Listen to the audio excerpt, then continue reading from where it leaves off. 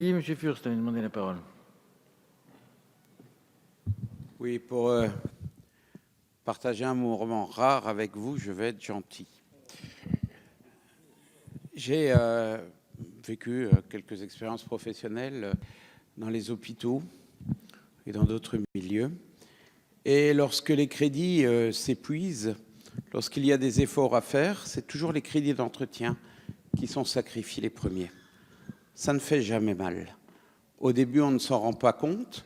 Et puis petit à petit, le mal s'instaure et s'accumule parce qu'on entretient de moins en moins les bâtiments. On a parlé des équipements, l'ensemble du patrimoine. Et j'ai été fort critique hier lorsque j'étais à la tribune, mais la justice me pousse à dire que si on prend en considération ces éléments, si on considère que l'entretien du patrimoine est un élément nécessaire et utile, je pense que vous faites et nous faisons collectivement œuvre utile, et c'est probablement l'un des points les plus discrets, mais aussi l'un des points positifs de cette LPM. Merci. Je mets donc au voie le 8, il est maintenu. Il est maintenu. 8, qui est pour son adoption, contre, jeté. Monsieur Furst a la parole pour le 223. C'est un amendement d'appel, en quelque sorte. L'armée a, parce que c'est un lieu où s'est fait l'histoire, ce sont des lieux où s'est écrite l'histoire de notre pays, un patrimoine absolument considérable, d'une grande valeur historique.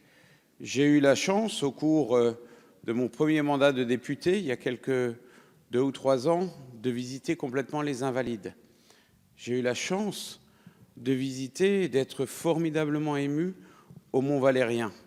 Ce sont des lieux absolument extraordinaires et j'ai la chance, dans la circonscription dont je suis élu, d'avoir un site extraordinaire qui s'appelle le fort de Mutzig, que nous essayons de racheter à l'armée depuis longtemps. Les choses se déroulent et se déroulent plutôt bien actuellement. Mais simplement, ce que je voulais dire au travers de cet amendement, qui est un amendement d'appel, dire soyons positifs lorsqu'il y a une reconversion à finalité culturelle qui servira à la communauté d'une manière différente. Il faut que l'armée soit positive par rapport à ce type de démarche. Elles ne sont pas strictement commerciales. Et la deuxième chose, je pense que l'armée cherche souvent à vendre, évidemment, cherche à vendre son patrimoine, mais il y a aussi la technique des baux amphithéotiques que l'on pourrait utiliser, ce qui permet à l'armée de se dessaisir et parfois à des associations ou à la collectivité de faire l'acquisition dans de bonnes conditions de ces biens. Ce que j'essaye de dire, c'est que l'armée a un patrimoine extraordinaire, qu'il faut avoir une vision par rapport à ce patrimoine, qu'il faut favoriser la reconversion de ce patrimoine lorsqu'il y a une finalité culturelle. Et je crois que nous pouvons tous partager cela. Merci.